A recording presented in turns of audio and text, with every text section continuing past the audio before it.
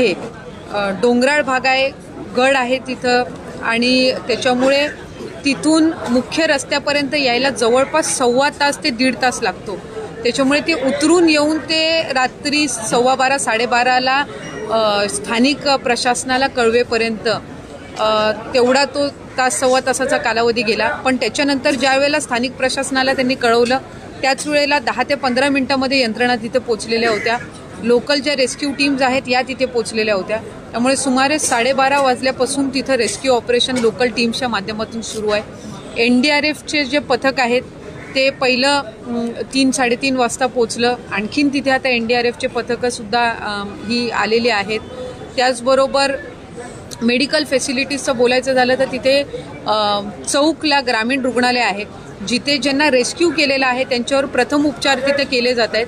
ज्यांना आणखीन ट्रीटमेंटची गरज आहे म्हणजे जे जास्त इंजर्ड असतील, ज्यांना जास्त दुखापत झाली आहे त्यांना MGMमध्ये नेण्यात येत आहे। मी सकाळी सुद्धा पहाटे MGM रुग्णालयामध्ये जिथे 2 तिथले रेस्क्यूड जे नागरिक आहेत त्यांना तिथे उपचारासाठी ठेवण्यात आलेलं होतं। आता त्यांच्यावर उपचार करून ते सुखरूप आहेत। आणखीन 2 तिथे आता MGMला पोचत आहेत। बाकीचे सगळे जे आहेत ते चौकच्या ग्रामीण रुग्णालयामध्ये आहेत आणि त्यांच्यावर उपचार सुरू आहेत। जे रेस्क्यूड आहेत त्यांना खाली सुरक्षित ठिकाणी शेल्टर होममध्ये ठेवण्यात आलेलं आहे। त्याचबरोबर तिथे पहाटे राज्याचे मुख्यमंत्री एकनाथ शिंदे साहेब सुद्धा पोचले। त्यांनी सुद्धा तिथं काही आणखीन कंटेनर्स असतील किंवा नवी मुंबई महानगरपालिकेची यंत्रणा असेल, पनवेल महानगरपालिकेची यंत्रणा असेल, ही सुद्धा तिथं ॲक्टिव्ह केलेली आहे। त्याचबरोबर काल रात्री तिथे पालकमंत्री उदय सामंत साहेब सुद्धा होते। गिरीश महाजन साहेब हे वरती तिथे जिथे ही घटना घडलेली आहे त्या स्पॉटला आहेत। आम्ही सगळ्यांनी एक ठिकाणची म्हणजे ग्रामीण रुग्णालयामध्ये संपर्क, रुग्णालयांमध्ये संपर्क मी करत होती। शिंदे साहेब त्या ठिकाणी संपूर्ण परिस्थितीचा आढावा घेत होते। राज्याचे उपमुख्यमंत्री अजितदादा इथे डिझास्टर मॅनेजमेंटचा जे कक्ष आहे तिथं ते सकाळी 6 वाजल्यापासून होते। तिथले स्थानिक आमदार आणि गिरीश महाजन साहेब आणि उदय सामंत साहेब हे स्पॉटवर होते। त्यामुळे असे आम्ही वेगवेगळ्या पद्धतीनं तिथं जी काही यंत्रणा आहे ही राबवण्याचा प्रयत्न करत होतो। तिथे लोकल रेस्क्यू टीम्स ज्या आहेत त्यांनी तातडीने कामाला सुरुवात केली। सेवाभावी संस्था ज्या आहेत त्याही त्या ठिकाणी कार्यरत आहेत।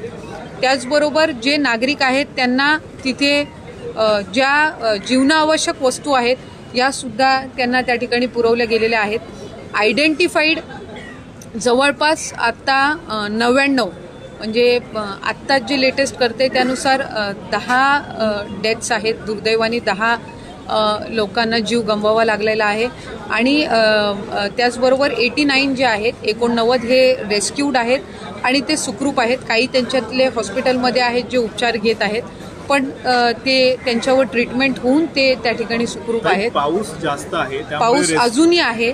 रेस्क्यू ऑपरेशन जे आहे हे मॅन्युअली करण्यात येत आहे, कारण मशिनरी तिकडे वापरू शकत नाही। काही घरं ही पक्की घरं होती, काही ही कच्ची घरं असल्यामुळे त्याच्या खाली दबली गेलेली नागरिकांची जी काही शक्यता आहे त्याच्यामुळे रेस्क्यू ऑपरेशनमध्ये कुठेही मशिनरी नाही वापरली जात आहे। JCB असेल किंवा अशा पद्धतीच्या मशिनरीज जे काही आहे ते मॅन्युअलीच आहे। कामगारांची टीम लावलेली आहे, NDRFची टीम आहे। त्यांनी डॉग स्क्वॅड जे आहे तेही त्या ठिकाणी अधिकचे त्यांनी मागवलेले आहेत। आता सन्माननीय मुख्यमंत्री महोदयांनी वेळ प्रसंगी जर आपल्याला तिथं हेलिकॉप्टरनी सुद्धा जर काही रेस्क्यू ऑपरेशन्स करावे लागले तर ती तयारी ठेवलेली आहे। पण हवामान खात्याने जी काही तिथं सूचना दिलेल्या आहेत त्यानुसार तिथे आत्ता पाऊस असल्यामुळे ती यंत्रणा काही वापरता येत नाही, पण मॅन्युअली रेस्क्यू ऑपरेशन सुरू आहे गेल्या जवळपास 10 ते 12 तासापासून। रत्नागिरीमध्येही अशीच परिस्थिती आहे पाण्याची आणि रायगडमध्ये पण पाहिलं तर आपण दोन्ही जिल्ह्यांमध्ये अशीच परिस्थिती आहे। उदय सामंत यांच्याकडे दोन्हींचं पालकमंत्रीपद असं वाटत नाही आता पालकमंत्री नेमायची गरज आलेली आहे, कारण एकाच पालकमंत्र्यावर अशा प्रकारे भार येतो दुर्लक्ष होऊ शकतं। मला एकतर वाटत नाही की हा विषय सद्यस्थितीमध्ये महत्त्वाचा आहे। महत्त्वाचं हे आहे की राज्य शासनाकडून ज्या स्थानिक प्रशासकीय यंत्रणा आहेत यांच्यासोबत समन्वय साधून जास्तीत जास्त उपाययोजना आपण काय करू शकू यासाठी आपण लक्ष केंद्रित केलं पाहिजे। रायगड रत्नागिरी दोन्हीमध्ये 3 दिवसापूर्वी हवामान खात्याकडून अलर्ट जारी करण्यात आलेलं होतं। काल रेड अलर्ट होतं, आजपासून ऑरेंज अलर्ट होतं। मी आपल्याला माहिती देऊ इच्छिते की आम्ही गेल्या 3 दिवसापासून मी रायगड जिल्ह्यामधल्या प्रशासकीय अधिकाऱ्यांसोबत संपर्कात होती. काल सुद्धा महाडमधले जवळपास 125 कुटुंबांना सुरक्षित ठिकाणी स्थलांतरित करण्यात आलेलं होतं काल आणि परवा. काल म्हसळा तालुक्यातील सुद्धा जवळपास एकंदर 7 आणि 5 अशा 12 कुटुंबांना सुरक्षित ठिकाणी स्थलांतरित करण्यात आलेलं होतं. माणगाव शहरामध्ये पाणी भरलेलं होतं. तिथे एक खांदाड आदिवासी वाडी आहे. त्यांना काल रात्रीच तिथे पाणी भरायच्या आधीच एका शाळेमध्ये नगरपंचायतीच्या सुरक्षित ठिकाणी स्थलांतरित करण्यात आलेलं होतं.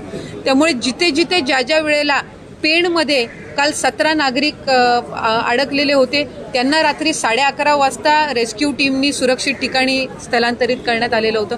त्यामुळे जिथून सूचना मिळत आहेत त्या ठिकाणी यंत्रणाही पोचून तिथं उपाययोजना करण्याचा प्रयत्न करत आहेत. आज विषय असा आहे की हे जे गाव आहे जिथे ही दुर्दैवी घटना घडलेली आहे हे दरडग्रस्त गावांच्या यादीमध्ये नव्हतं आणि अशा ठिकाणी अशी घटना होणं हे खरं तर शॉकिंग आहे, दुर्दैवी आहे.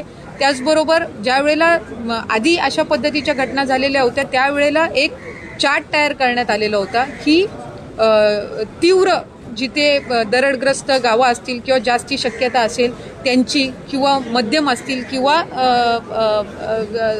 सौम्य पद्धतीच्या असतील अशा कॅटेगरीमध्ये करण्यात आलेले होते आणि त्यामध्ये हे गाव नव्हतं आणि तिथे अशा पद्धतीची घटना झालेली आहे. गाव डोंगराळ भागामध्ये असल्यामुळे कनेक्टिव्हिटी पायवाट आहे आणि म्हणून तिथे आत्ता जास्तीत जास्त नागरिक जाण्याचा प्रयत्न करत आहेत. आम्ही आपल्या माध्यमातून सुद्धा नागरिकांना आवाहन करत आहोत की तिथे त्यांनी जाऊ नये. पाऊस मोठ्या प्रमाणात आहे, चिखल आहे, पायवाट आहे आणि आणखीन काही दुर्घटना घडू नये. काल रेस्क्यू ऑपरेशनला जात असताना खोपोली नगरपालिकेतील एक फायर ब्रिगेडचे कर्मचारी यांचा दुर्दैवी मृत्यू झाला. ते चढून जात होते तिथे आणि त्यांना हृदयविकाराचा झटका आला, त्यांना दम लागत होता चढत जात असताना आणि त्यांचा दुर्दैवी मृत्यू झालाय. त्यामुळे आमची नागरिकांना विनंती राहील, आव्हान राहील की ज्या रेस्क्यू टीम्स आहेत, शासकीय यंत्रणा आहेत, सेवाभावी संस्था आहेत, याच्या व्यतिरिक्त नागरिकांनी तिथं गर्दी करू नये आणि आणखीन तिथं कुठली घटना घडू नये याची दक्षता घेणं ही यंत्रणेची, प्रशासकीय यंत्रणेची आणि त्याचबरोबर नागरिकांची तितकीच मला वाटतं. यादीत ते गावाचा समावेश करतो हे स्पष्ट करत आहे. मात्र दुसरीकडे योगेश कदम यांनी आता विधानसभेचे सांगितलं की खेड तालुक्यामध्ये पुराचा धोका वारंवार होतो. याआधी सांगण्यात आलं होतं चंकुडी नदीचा गाळ काढण्यात आला नाही. राजकारण होते त्याचा फटका लोकांना बसतोय. नाही, मला योगेशजींनी कुठला, कारण मी पहाटेपासून ज्या वेळेसपासून ही घटना झालेली आहे मला रात्री 12:30-1 वाजता या घटनेच्या संदर्भात कळलं. आम्ही जेवढ्या आमच्या रेस्क्यू टीम्स आहेत, कारण मी तिथं पालकमंत्री म्हणूनही 2.5-3 वर्ष काम केलेलं आहे, तिथून मी आमदार म्हणून सुद्धा काम करते. त्याच्यामुळे आमच्या ज्या NDRF किंवा SDRFच्या टीम्स पोचेपर्यंत जी काही आमच्या लोकल रेस्क्यू टीम्स असतात या सगळ्यांसोबत आमचा नेहमीच कॉन्टॅक्ट असतो. त्याच्यामुळे ज्या वेळेस हाय अलर्ट देण्यात आलं 4-5 दिवसापासून मी त्या रेस्क्यू टीमच्या संपर्कात होती. म्हणून काल सुद्धा ज्या वेळेला या घटनेबद्दल कळलं त्यावेळेला आम्ही सुद्धा आमच्या परीने ज्या रेस्क्यू टीम्स आहेत त्यांना तिथं सातत्यामध्ये पाठवण्यामध्ये आम्ही जास्ती महत्त्व त्यावेळेला दिलं. त्यांना काही ज्या गोष्टी लागणार आहेत, टेंट्स असतील, मेडिकल इक्विपमेंट्स असतील, आपल्या NDRFच्या इक्विपमेंट्स असतील, ॲम्ब्युलन्सेस असतील, तर ते आम्ही कोऑर्डिनेट करत होतो. त्यामुळे योगेशजींनी नक्की इथं सभागृहामध्ये काय विषय काढलेला आहे मला माहीत नाही. खेड शहरामध्ये जी पुराची परिस्थिती आहे गेल्या वर्षीसुद्धा किंवा त्याच्या आधीसुद्धा ज्या वेळेला महाड आणि चिपळूणमध्ये पूर परिस्थिती निर्माण झालेली होती त्याही वेळेला खेडमध्ये शहरामध्ये काही भागामध्ये पाणी भरलेलं होतं. पण चिपळूणमध्ये सर्वात जास्ती गाळ काढण्याची किंवा जे काही NDRFनी किंवा मदत व पुनर्वसन विभागाने ज्या काही उपाययोजना सुचवल्या होत्या त्यात जवळपास मला वाटते 60-70% चिपळूणमध्ये जे आहे त्या उपाययोजना राबवण्यात आलेल्या होत्या. काही वेळेला एन्व्हायरमेंटची सुद्धा, पर्यावरण विभागाची सुद्धा त्याला परवानगी मिळणं, बाकीच्या सगळ्या ज्या बाबी असतात, कारण तिथं सुद्धा जीव्य प्राणी असतात त्या नदीमध्ये जिथे आपण गाळ काढण्याची आणि या सगळ्या प्रोसिजर म्हणतो, काही वेळेला त्या गोष्टींसाठी सुद्धा विलंब हा होत असतो. कारण महाडमध्ये मी पालकमंत्री असताना सुद्धा बघितलेलं आहे, तिथेही आम्ही या यंत्रणा राबवलेल्या आहेत. त्यामुळे एक्झॅक्टली त्यांनी कुठल्या पॉईंटवर सभागृहामध्ये विषय काढला याची आत्ता मी म्हटल्याप्रमाणे मी तिथं असल्यामुळे मला त्यांनी सभागृहामध्ये काय उल्लेख केलेला आहे हे माहीत नाही. NDRF असेल यांच्याकडनं निवारा केंद्र उपस्थित आहेत, परंतु सरकारकडून आता आपत्ती निवारा केंद्र ज्या ज्या भागामध्ये दरड कोसळतात त्या गावामध्ये उपलब्ध व्हावे अशी मागणी प्रवीण दरेकरांकडून करण्यात आली. मी आपल्याला या निमित्ताने सांगू इच्छिते की महाडमध्ये जवळपास 5 एकरची जागा आम्ही मदत व पुनर्वसन विभागाला 2 वर्षापूर्वी ज्या वेळेला तळीची घटना झाली त्यावेळेला हस्तांतरित केलेली आहे. तिथे परमनंट NDRFचा बेस कॅम्प असावा आणि जर NDRFचा बेस कॅम्प मिळायला जर विलंब होत असेल तर परमनंट SDRFचा बेस कॅम्प असावा ही आम्ही शासनाकडे आधी मागणी केलेली आहे. तो प्रस्ताव आता मंजुरीसाठी या ठिकाणी आहे. जर NDRFचा कॅम्प या वेळेला गेल्या 10 दिवसापासून NDRFची 2 पथके महाडमध्ये आहेत ऑलरेडी. 5 दिवसापूर्वी सुद्धा एक पथक होतं. काल सुद्धा 25 त्यांच्या अधिकाऱ्यांची एक टीम NDRFची ही महाडमध्ये आहे. पुण्यातून NDRFची टीम ही खालापूरमध्ये काल रात्री 3 वाजता पोहोचलेली आहे. आज आणखीन एक पहाटे ॲडिशनल टीम पोहोचलेली आहे. त्याच्यामुळे आत्ताच्या पूर्ण कालावधीमध्ये या NDRFच्या टीम तिकडे सक्रिय असतील. पण परमनंट बेस कॅम्पच्या संदर्भामध्ये आजही मी मुख्यमंत्री महोदयांना त्या ठिकाणी विनंती केली की आम्हाला NDRFचा कॅम्प मिळायला जर विलंब होत असेल तर परमनंट SDRFचा कॅम्प हा महाडमध्ये द्यावा, जेणेकरून तो भौगोलिकरित्या महाड हे खेड आणि त्यात जिल्ह्यापासून सुद्धा जवळ आहे आणि दक्षिण रायगडचा जो भाग आहे इथे सुद्धा ती यंत्रणा पोहोचवण्यामध्ये मदत होईल. त्यामुळे जर महाडला दिला तर दोन्हीही जिल्ह्यांना त्याचा निश्चितपणाने प्रसंगी हा फायदा होणार आहे. कारण मुंबई आणि पुण्यामधून NDRFच्या टीम्स पोचायला जो काही वेळ जातो तो गोल्डन आवर असतो आणि मग त्या कालावधीमध्ये फक्त ज्या लोकल रेस्क्यू टीम्स असतात ह्या ती रेस्क्यू यंत्रणा राबवत असतात, तिथं मदत कार्य करत असतात.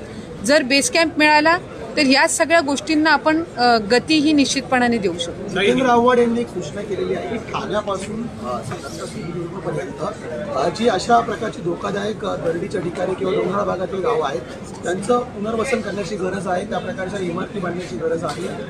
एकंदरीत भूकंपग्रस्त स्तवन अशी ही इमारती असाव्यात आणि सर्व राजकीय पक्षांनी एकत्र येऊन यामध्ये पुढाकार घ्यावा. तुम्ही पण द्याल का त्यांच्या आव्हान? 100% म्हणजे नैसर्गिक आपत्ती आपण जर बघितलं तर 2019 पासून जेव्हापासून मी त्या ठिकाणी 2-2.5 वर्ष पालकमंत्री म्हणूनही काम केलं, लोकप्रतिनिधी म्हणूनही काम केलं आणि ही मागणी आम्ही सातत्याने केलेली आहे. त्यातही 3-4 कॅटेगरीज आहेत.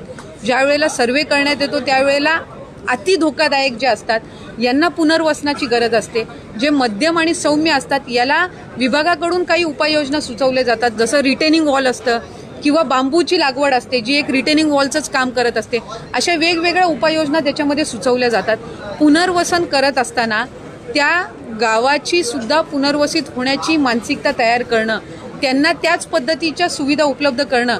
तळीयेचं जे पुनर्वसन आहे हे म्हाडाच्या माध्यमातून ते ज्या वेळेला तत्कालीन मंत्री होते त्याच वेळेला आम्ही प्रस्तावित केलेलं होतं. आता जवळपास 60 घरं या ठिकाणी उपलब्ध झालेली आहेत आणि ते तिथं आता शिफ्टिंग सुरू आहे.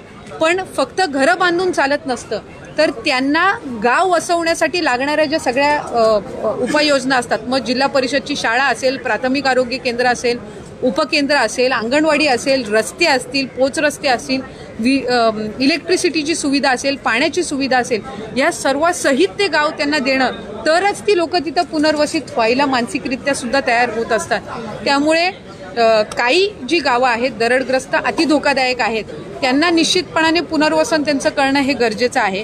पण त्याचबरोबर जे मध्यम आणि सौम्य आहेत त्यांना मदत व पुनर्वसन विभाग आणि वेगवेगळे जे आपले सर्व्हेचे डिपार्टमेंट असतात, जे भौगोलिकदृष्ट्या त्या ठिकाणी उपाययोजना सुचवतात, त्या सूचनांचं तिथं पालन करून तिथे जर आपण त्या उपाययोजना राबवल्या तर निश्चितपणाने त्यातून बचाव हा होऊ शकतो. हिंदी में बता दीजिए, आप भागलपुर में जहाँ पे इंसिडेंट हुआ वो स्पॉट से आ रही है, अभी तक कितने लोगों की मौत हुई और रेस्क्यू ऑपरेशन कैसे चल रहा है? तकरीबन 9 से 10 लोगों की मौत हुई है, जिनके बॉडीज़ रिकवर NDRF और रेस्क्यू टीम्स ने किए हैं. 89 लोग ऐसे हैं जो आइडेंटिफाइड हुए हैं. 40 to 45 टोटल फैमिलीज अप्रॉक्सीमेट थे ऐसे बताया जा रहा है. लेकिन उनमें से कितने जन हादसा होने के बाद बाइफरकेट हुए हैं, कितने जन वहाँ से खुद से जो अपना रेस्क्यू कर पाए हैं, वो आंकड़ा अभी तक निश्चित नहीं हो पाया है. जितना ऑफिशियल रिकॉर्ड है उस हिसाब से तो 99 लाइक 10 डेथ्स और 89 लोगों की आइडेंटिफिकेशन ये हुआ है। अभी भी वहाँ पर मैन्युअली रेस्क्यू ऑपरेशन शुरू है। बारिश बहुत है, इसलिए रेस्क्यू ऑपरेशन थोड़ा स्लो चल रहा है। वहाँ पे बहुत ही मेटिकुलसली प्रिकॉशनरी मेजर्स लेके वहाँ पर करना पड़ रहा है, क्योंकि कुछ लोग अंदर फंसे हैं, कुछ बॉडीज़ भी हो सकती है, तो उनको कुछ भी मतलब और तकलीफ ना हो, डिस्टर्बेंस ना हो, इस बात की थोड़ी प्रिकॉशंस लेके ही ये रेस्क्यू ऑपरेशन किया जा रहा है। Thank you.